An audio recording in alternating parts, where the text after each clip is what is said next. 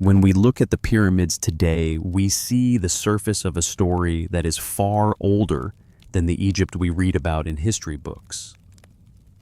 That surface deceives us. It deceives us in the way all surfaces do, by presenting only what immediately meets the eye, only what the sun illuminates in a single moment of light. Beneath that surface, far beneath it, lie traces of forgotten builders scattered across the Sahara, the Nile Delta, and the high plateaus of North Africa. These traces do not announce themselves loudly. Their work appears in small marks on stone, faint pathways that wind through deserts, no longer green abandoned quarries, whose walls hold secrets, carved basins that once collected water when the world was wetter, and silent alignments that predate the first pharaohs by thousands of years. These clues do not shout. They sit quietly in the sand, holding fragments of a world that shaped the earliest minds who later built Giza. They wait for patient attention. They ask for slow-looking, careful thinking, and a willingness to sit with mystery. This documentary moves through that older landscape in a slow, calm way, piece by piece, following the hidden engineers, sky watchers, map makers, and surveyors who came before Egypt existed. These were people whose names are lost, whose stories were never written, whose monuments crumbled beneath wind and time, yet whose hands shaped the world that would eventually give birth to kingdoms and pharaohs. As you listen, allow the rhythm of time to settle. Do not rush toward conclusions. Let your mind move at the pace of ancient change, at the speed of stone weathering, at the slow accumulation of knowledge across centuries. Let the land itself tell the story of the civilization erased before history began. The stones before the pharaohs. That phrase holds weight, does it not? The stones before the pharaohs. The story of Giza usually begins with Khufu Khafre and Menkaure. These are the names we know. These are the kings we associate with the great monuments. But the ground beneath their pyramids carries marks that point to a world older than their kingdoms, older than the very concept of dynasties, older than writing itself. When the sun rises over the Giza plateau, it hits stone that has already endured 6,000 or 7,000 years of weathering before the first dynasty even formed. The stone was already ancient when Khufu's architects arrived. Already ancient. Think about that for a moment. The materials were already shaped by millennia of weather, rain, wind, and sun. In quiet surveys made during the early 20th century, geologists like Thomas Whipple noted that the limestone layers around the Great Sphinx showed long, deep vertical channels cut into their surfaces. These grooves do not match wind erosion from the desert. They resemble something else entirely. They resemble the slow carving of constant rain, the patient work of water falling steadily year after year, century after century. Egypt has not seen rainfall like that since the end of the Pleistocene, somewhere between 10,000 and 8,000 BCE. That was a different world. At that time, the Sahara was not a desert. It was a green plain filled with small lakes, scattered rivers, and herds of animals that moved with the seasons. Grass grew where sand now drifts. Water flowed where emptiness reigns. The climate was wetter, the sky delivered rain, and life flourished in what is now one of the harshest deserts on Earth. All of this existed, and we can read this truth in the stones themselves. The distant centers of knowledge. Excavations in Nabta Playa, a remote basin near the Egyptian-Sudanese border, revealed stone circles and carved megaliths from around 9000 BCE. These stones were placed with intention. These stones align with stars and solstices. They sit far from the Nile, isolated in what would become desert, yet they show planning astronomy and communal labor long before the known rise of Egyptian kings. How did people living in the open Sahara, without cities, without written language, without formal institutions, gather enough knowledge to track the stars and place stones in celestial alignment?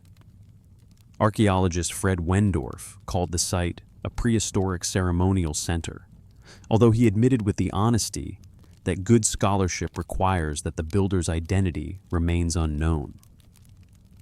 Some researchers view Nabta as a cultural seedbed, the place where ideas germinated and grew. Others see it as a small echo of something larger that left a deeper mark farther north, something that would eventually flow toward the Nile Valley and shape the minds that built Giza. The question sits at the edge of known history. The question is worth sitting with. The Giza Plateau itself has foundations cut into bedrock that seem to follow older patterns that do not match later Egyptian design. Under the Great Pyramid, shafts extend at angles that are wrong for what came later, that are unexpected from the perspective of the Old Kingdom's documented methods. The granite blocks inside the king's chamber show drill marks that suggest a precision not commonly seen until much later in Egypt's history, until long after the first pyramid was supposedly built.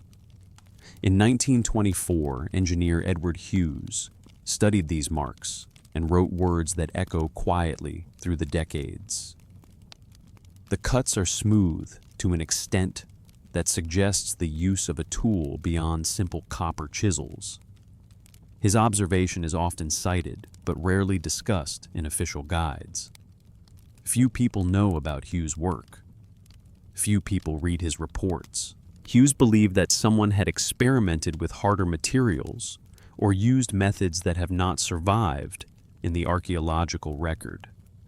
Methods that are lost to us, knowledge that was forgotten. This is perhaps the saddest part of archaeology, the recognition that civilizations possess understanding that they cannot pass on tools and techniques that vanish when the hands that wielded them turn to dust. Walking along the western edge of the plateau, one encounters large stone blocks left unused. Some are half-shaped, as if the workers laid down their tools and walked away. Some appear as if they were lifted, set aside, and abandoned mid-project. Their surfaces hold horizontal striations that resemble machine-scoring straight lines that seem too uniform, too perfect to be accidental. But many Egyptologists argue that these lines come from copper saws, with sand packed into the groove's friction tools that work slowly through repetitive motion.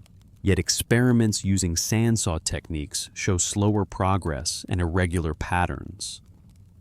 The plateau's stone cuts appear cleaner, more refined, more deliberately made. Researchers like Robert L. Schock and Colin Reeder have pointed to the combination of rain weathering on the Sphinx enclosure and the unusual cutting patterns as evidence of an older construction phase. They propose a date closer to 7000 BCE or even earlier, when the climate could have supported such erosion. This is controversial. This is debated. But the evidence sits in the stone itself, waiting to be read by anyone willing to look closely, to measure carefully, to admit uncertainty. The silent monument and its mysteries. The Sphinx itself raises further questions that have troubled observers for centuries. Its head is small compared to its body. The proportions are wrong. The face does not match the leonine form beneath it.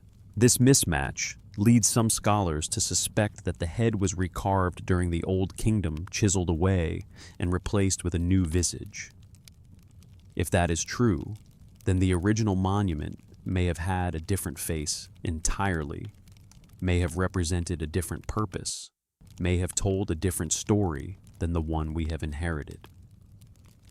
In 1857, French explorer Émile Priest de Vennes wrote that local workers told him the Sphinx carried the image of a forgotten king older than Menes, the legendary founder of Egypt's first dynasty.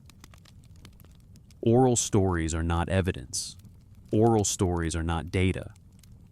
But the mismatch in proportions between the head and body remains one of Giza's quiet puzzles, a riddle carved in stone that has never been solved. It invites interpretation. It suggests that the monument itself may have been altered, modified, reused across different ages. Perhaps the Sphinx was built for a purpose we cannot now comprehend, then repurposed, its meaning changed by the hands of later builders.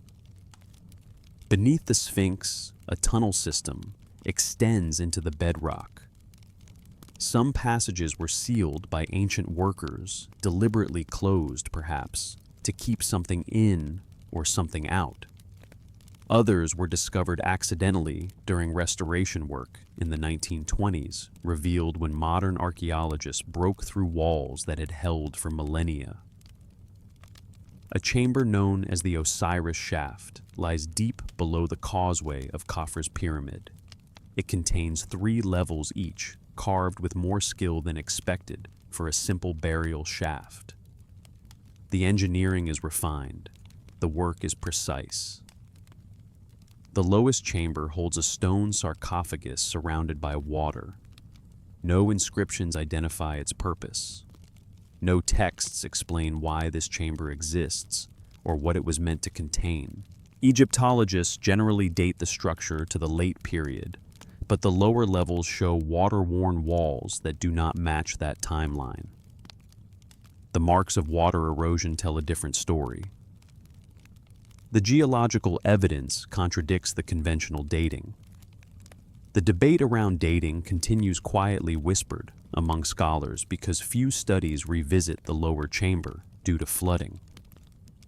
The water that fills it also prevents full investigation, keeps secrets, preserves mystery. The stars above the plateau. Another detail rests in the layout of the Giza pyramids, a detail that has captured the attention of astronomers and architects alike.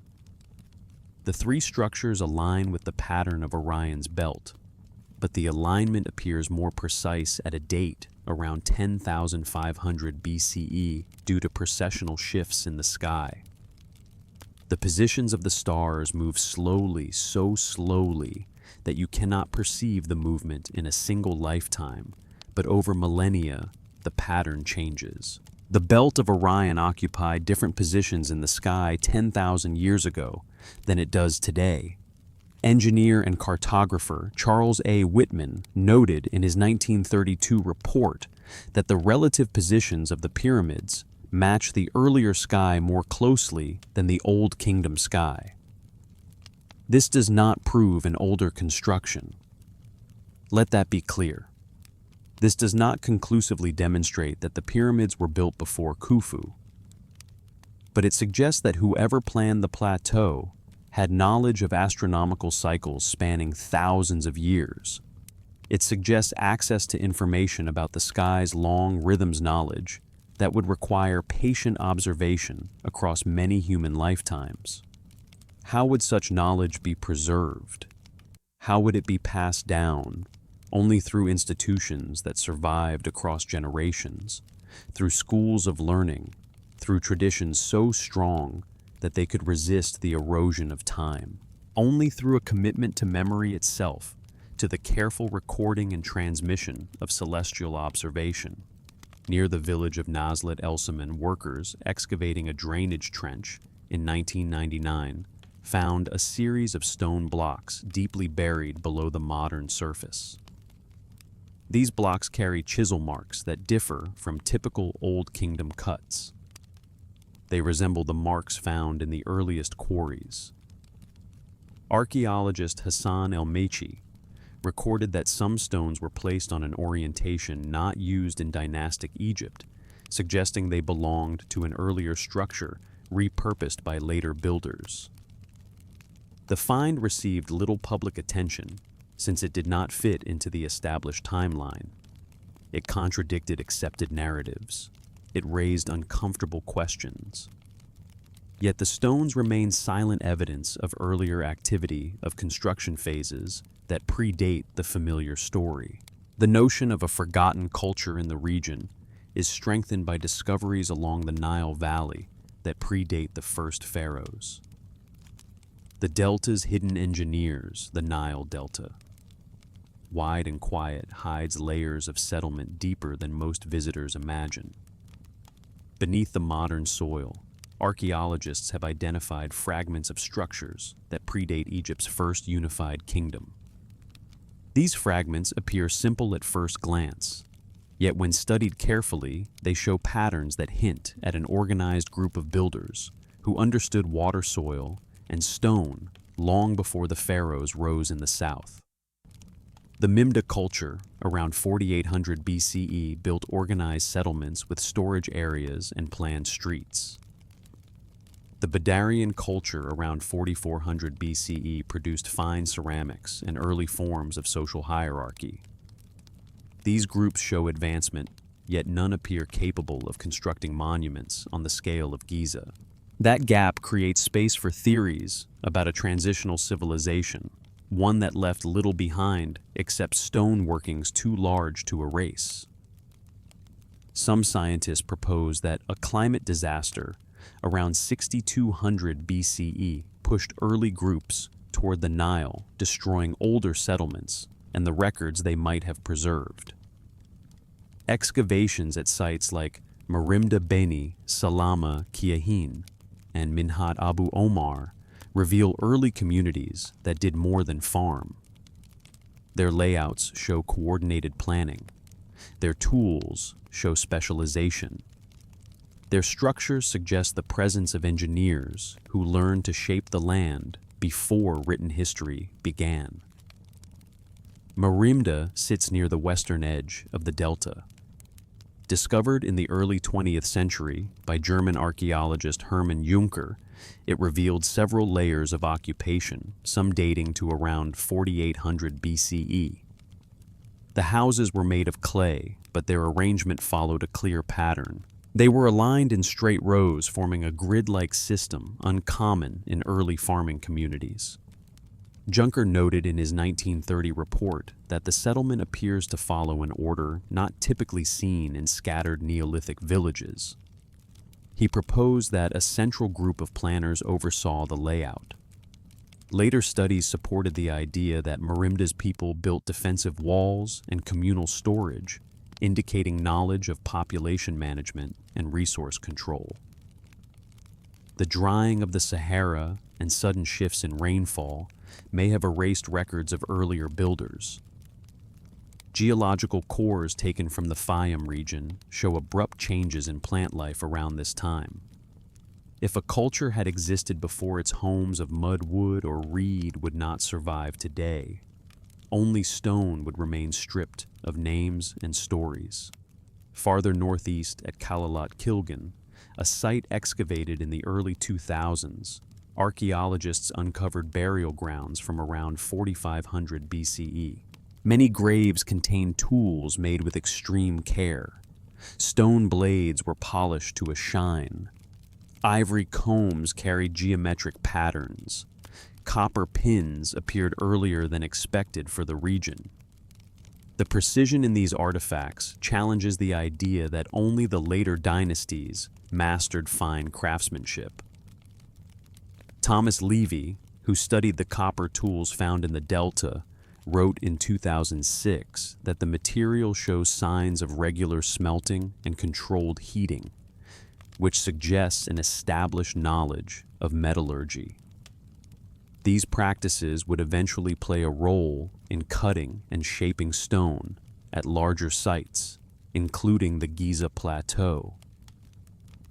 Knowledge, like water, finds its way downhill, flowing from earlier cultures to those that follow. The masters of water and stone. Water management in the Delta provides more clues about the early engineers. Before Egypt depended on large-scale canal systems, small channels carved into the earth directed floodwaters into fields. Some of these channels found below later layers appear straighter and more consistent than typical natural paths. Surveyor Mahmoud Hassan discovered one such channel near Tel Ruba in 1974. It ran for nearly a kilometer in an almost perfect line. Hassan wrote that the trench appears older than the settlement above it and may indicate a deliberate effort to guide seasonal floods. If this channel belongs to pre-dynastic builders, it may show that early engineers learned to work with the Nile cycles long before formal irrigation systems developed. In Minhad Abu Omar, archaeologists uncovered a pre-dynastic cemetery with hundreds of burials. Many individuals were buried with tools, beads, and sometimes stone vessels carved with remarkable symmetry. Some of the stone bowls found here resemble later Old Kingdom pottery molds. Their smooth curves suggest advanced shaping methods. Egyptian archaeologist Fakhri Hassan suggested in 1988 that these items may have been produced by workshops operating near the Delta marshlands. If workshops existed this early, their workers likely gained experience that would pass into later generations of builders. These Delta communities, scattered, yet connected by trade and shared practices, show signs of a developing engineering class. They understood stone. They understood water. They built homes, workshops, and storage areas with stable foundations. Their settlements show early versions of techniques that appear perfected at Giza. Grid layouts, straight channels, symmetrical tools, carefully shaped bowls. These patterns imply that the skills used by the pyramid builders did not appear suddenly. They evolved through centuries of quiet refinement among people whose names were never recorded. One of the most intriguing findings comes from the Fayum oasis, though not part of the delta itself. The Fayum sits southwest of Cairo and contains evidence of early fishing and farming cultures dating to around 5200 BCE. Bundles of reeds found preserved in the dry soil were arranged in a weaving pattern that resembles early attempts at insulating walls. This technique later appeared in structures made with a combination of reed mats and mud brick. The consistency across regions suggests a flow of ideas northward into the delta. As climates shifted, people may have migrated, bringing architectural knowledge with them. Some researchers proposed that a group of skilled craftsmen traveled along these early communities, teaching and coordinating projects. The evidence for such groups is indirect. Unusual stone tools found across multiple sites share similar patterns, as if made by the same schools of artisans. Archaeologist Elise Steiner noted in her 2013 study that the uniformity of polished axes from sites hundreds of kilometers apart suggests shared training. If early engineers moved through the delta training workers and helping settlements grow, they may have formed the base of a tradition that later supported monumental building. The Black Zone and its witnesses. The edge of the Sahara holds memories of a world that no longer exists. Today, it is a place of heat dust and long fields of dark basalt. But beneath these dry stones lie the traces of a landscape that was once alive with water grasses and scattered settlements. Archaeologists refer to a stretch of this ancient terrain as the Black Zone, named not for mystery, but for the volcanic rock that stains the ground. It runs from the Gilf Kebira Plateau through parts of southwestern Egypt and into the eastern Sahara. During the early Holocene between 9000 and 6000 BCE, this area supported small groups of people who lived around seasonal lakes and moved with predictable patterns of rain.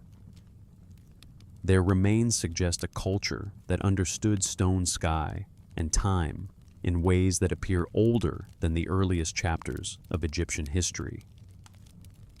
Their remains whisper across the millennia. Their stones stand as silent witnesses. One of the first clues to the Black Zone's significance came from the expedition of Prince Kamal in 1923. Traversing the remote desert, his team found rock shelters decorated with faded scenes of cattle, long-horned animals, and tall figures standing in groups. These were not random drawings. The figures were arranged in lines, and some scenes showed what appeared to be ceremonial gatherings. Later studies by the Abbasia Geological Survey noted that many of these shelters face east toward the sunrise. This orientation suggests a ritual or seasonal purpose, tying the people of the Black Zone to cycles older than the centralized religion that developed along the Nile. The best-known site within this region is Nabta Playa, but the Black Zone extends beyond it. In 1974, geologist James Brimble identified a cluster of stone mounds aligned along a north-south axis. These mounds were not burial sites. They had no chambers and no grave goods. Their stones were arranged in consistent increments of distance, forming a repeating pattern across the desert floor. Brimble wrote in his notes that the layout appears deliberate rather than domestic, implying that these mounds served as markers or boundaries. Their positions correspond to horizon points, marking solstices and equinoxes.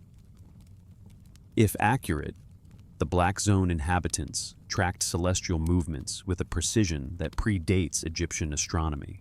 The people of the Black Zone also produced circular stone structures, now mostly collapsed. Some circles were found near dried lake beds, where archaeologist Barbara Barrett noted evidence of hearths and broken grinding stones. These circles were not simple shelters. They were built with carefully selected stones of similar size.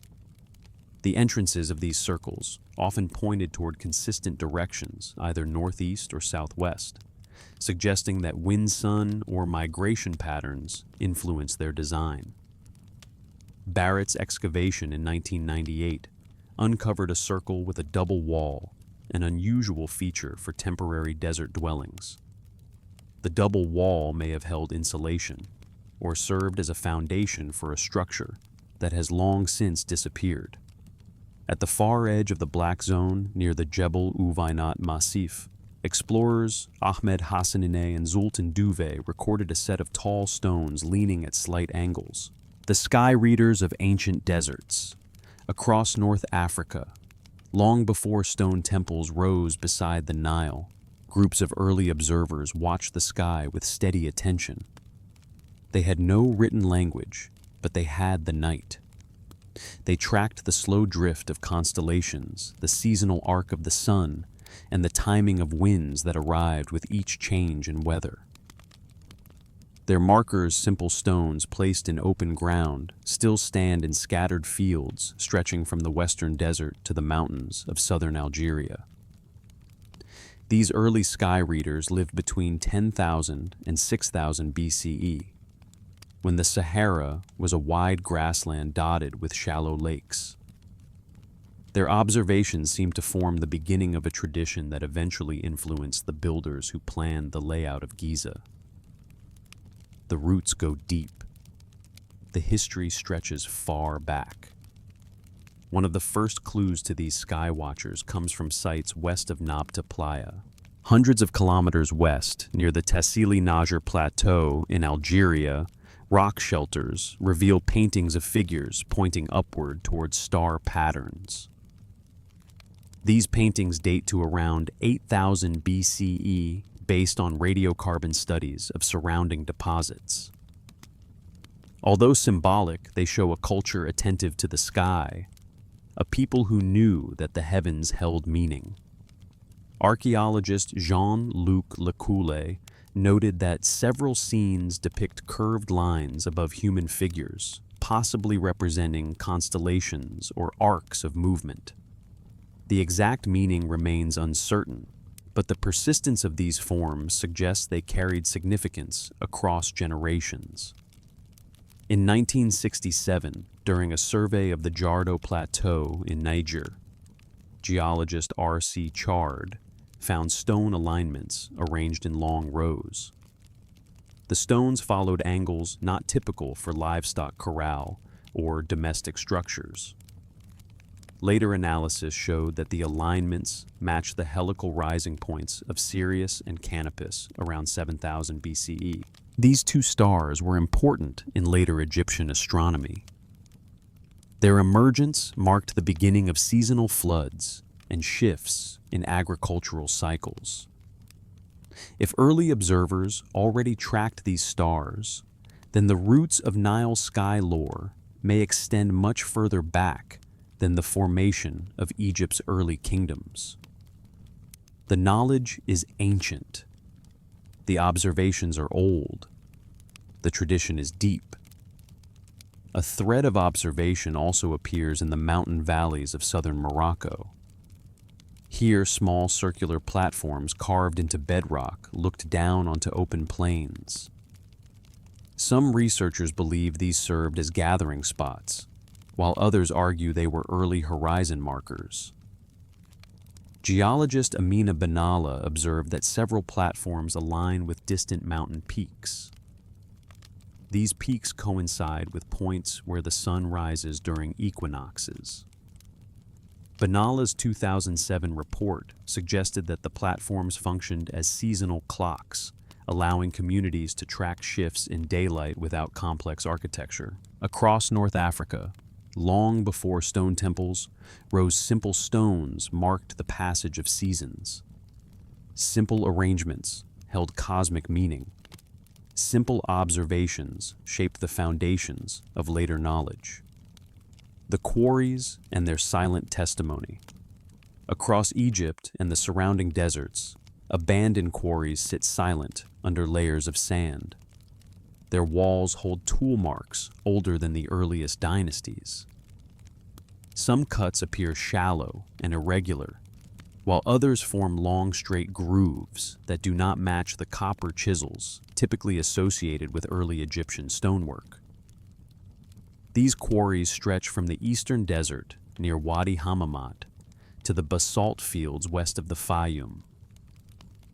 When examined together, they present patterns that hint at a stonework tradition predating the unified kingdom of Egypt, and possibly reaching back into a time when early cultures experimented with stone on a scale no longer preserved in written memory. One of the most unusual quarry sites sits near Wadian el Faris, a rocky ridge in the northern Fayum. The site contains large basalt blocks shaped with unexpected precision. Basalt is one of the hardest stones used in ancient architecture, requiring intense effort to cut. Yet these blocks show straight channels cut into their surfaces. In 1912, archaeologist George Rinner visited the area and wrote, "The basalt shows signs of extraction that are difficult to reconcile with simple hammering." Later analysis revealed that some channels have parallel grooves, as if shaped by repeated passes of a straight-edged tool. The exact method remains uncertain, but the marks differ from the typical pounding marks left by dolerite hammers used in the Old Kingdom. Knowledge-lost methods, forgotten techniques that did not survive. The Wadian el Faris Ridge forms part of a long route connecting the Fayum to the Nile, known as the Old Kingdom Basalt Road. Along this route, blocks were transported toward the valley, likely intended for pyramid complexes. However, deeper within the quarry, beneath layers of later activity, older blocks appear abandoned in mid-cut. These blocks lack the predictable wedge marks seen in known Egyptian quarrying. Instead, they show curved incisions and broad scraped surfaces. Some researchers suggest that these earlier cuts may belong to a pre-dynastic phase of stone extraction, possibly tied to an earlier group familiar with large-scale basalt work. Farther east in the eastern desert, the quarries of Wadi el Sid present another puzzle. These quarries contain limestone blocks extracted with a precision that seems inconsistent with the tools known from their assigned period. In 1963, geologist Sami Riyad examined the quarry faces and noted long vertical cuts spaced evenly apart. The spacing was too regular to be random. Riyad suggested that these marks might represent an early method of splitting limestone using controlled pressure or heating. Such techniques are not recorded in early Egyptian texts. If the quarries truly predate the dynastic period, they may represent an experimental phase in stonework, whose techniques did not continue into later eras. Knowledge that was tried and abandoned. Methods that worked and then were lost. The language before words. In the quiet layers beneath Egypt's oldest settlements, archaeologists sometimes uncover markings that do not match the known forms of early writing. These markings appear on pottery shards, stone fragments, and pieces of bone. They are neither hieroglyphs nor simple decorations. Their shapes follow repeated patterns, as if they once belonged to a system of communication that existed before the rise of the first Egyptian script around 3300 BCE. These signs appear across several regions: Upper Egypt, the Western Desert, and parts of the Nile Delta, hinting at a shared symbolic language used by early groups whose identities remain unrecorded. One of the earliest sets of markings comes from the site of Gur north of modern Cairo. Excavations in the early 1900s revealed pottery bearing small linear signs arranged in rows. Some signs resemble simple strokes, while others form intersecting shapes. Archaeologist Flinders Petrie remarked in 1912 that the markings appear purposeful but do not correspond to any known prehistoric style. Later studies suggested that these symbols might represent ownership marks or clan identifiers. However, the consistency of their arrangement implies a more formal system. The marks are deliberate, the patterns are repeated, the intent is clear even if the meaning is lost. Farther south at Abydos, excavations uncovered bone tags from around 3400 BCE. These tags bear symbols that predate fully developed hieroglyphs. Some tags show shapes like circles, crosses, or short lines arranged in sequences. The sequences do not match early royal names or administrative notations. Egyptologist Ga Drea noted that while some of the tags resemble proto-hieroglyphs, others seem unrelated, as if they belong to an earlier parallel tradition. Drea suggested that the Abydos tags may represent the transition between an older communication system and the written language that later evolved into Egyptian hieroglyphs. In the remote areas of the Western Desert, particularly near the Gilf Kebira Plateau, explorers recorded markings carved into stone surfaces inside caves.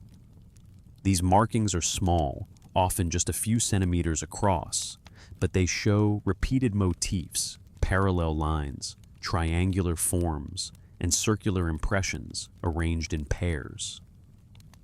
In 1936, Hungarian explorer Laszlo Elmasi documented these signs. A similar pattern appears at Wadi el Hudi, a site west of the Nile between Thebes and Abydos. In 1999, researchers John and Deborah Darnell discovered inscriptions carved into a cliff face. Some of these carvings resemble early alphabetic forms, but others appear much older. The older carvings show abstract shapes that do not match any known scripts. They may represent remnants of a communication practice once used by nomadic groups who moved between the desert and the Nile Valley. The engineers of water and space. Long before Egypt rose as a kingdom, the land surrounding the Nile was shaped by groups who understood water in ways that the later dynasties would build upon. These early engineers did not leave grand canals or inscriptions, but small traces remained deep channels cut into ancient basins, stone-lined pits near former lakes, and remnants of earth barriers found beneath layers of later settlement. Their work appears across the Fayoum, the Western Desert, the Nile Delta, and even the far reaches of the Eastern Sahara. When viewed together, these traces suggest the existence of communities who managed water with steady care centuries before Egypt developed organized irrigation. One of the earliest signs comes from the Fayoum Depression. Today, the region is known for Lake Karun. But long before the lake's expansion under the Middle Kingdom, smaller bodies of water filled the basin. Excavations at Kham W and Kham K reveal structures dating back to around 5200 BCE. These sites show reeding pits, clay-lined channels, and gravel-packed floors designed to guide and filter water. Archaeologist Catherine Thompson noted in 1926 that the arrangement of pits and channels appears deliberate, as though designed for controlling the flow of seasonal water. Later studies confirm that the pits collected runoff from higher ground, allowing early groups to manage fresh water during dry seasons. The principle is simple. The execution is refined. The knowledge is ancient. The buried landscapes of the pre-dynastic migrations reveal how people move through a changing world. The landscape that surrounds the Nile today looks fixed, but in the millennia before Egypt's unification, it was a shifting network of wetland savannas and narrow corridors carved by seasonal rains. During the early Holocene, between 9,000 and 4,000 BCE, people moved through these changing environments along pathways that connected distant regions. Their migrations were not sudden waves, but slow, steady movements shaped by climate, water, and trade. Archaeologists now trace these quiet routes through scattered evidence stone tools, pottery fragments, worn footpaths, and remnants of temporary shelters. These findings suggest that long before the first dynasties formed groups from the Sahara, the Red Sea Hills, the Fayum, and the South all converged toward the Nile Valley, bringing with them knowledge that shaped the earliest cultures of Egypt. One of the most significant pathways began in what is now the southwestern desert. When the Sahara was still green, herders followed the edges of ancient lakes, such as those at Kisabanabta and Bir Tafawi. As the climate became drier, around 6000 BCE, these groups gradually moved eastward. Archaeologist Romu Shield noted that the scatter of cattle bones and hearths across the dunes forms a trail of shrinking water, showing how early communities navigated between increasingly isolated basins. The foundations laid in silence.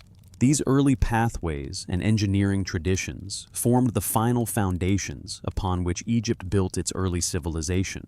The traces we have explored, scattered stones, ancient pathways, early tools, and forgotten building methods, belong to people whose names were never recorded. Yet their work shaped the world that would eventually produce the pyramids. Across the western reaches of the Sahara, where wind carves the last edges of ancient stone, silent traces of early construction still mark the ground. These traces do not fit neatly into the story of Egypt. They belong to an older and quieter tradition, one that shaped stone-leveled ground and formed enclosed spaces long before the Nile Valley recorded its first king. The builders of this archaic West left fragments of foundations walls reinforced with earth and stone, and surfaces flattened with a precision that suggests practiced hands.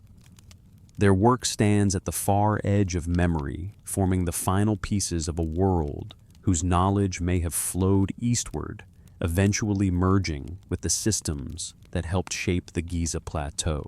One of the clearest examples lies in the Tadrat Akakus region of southwestern Libya.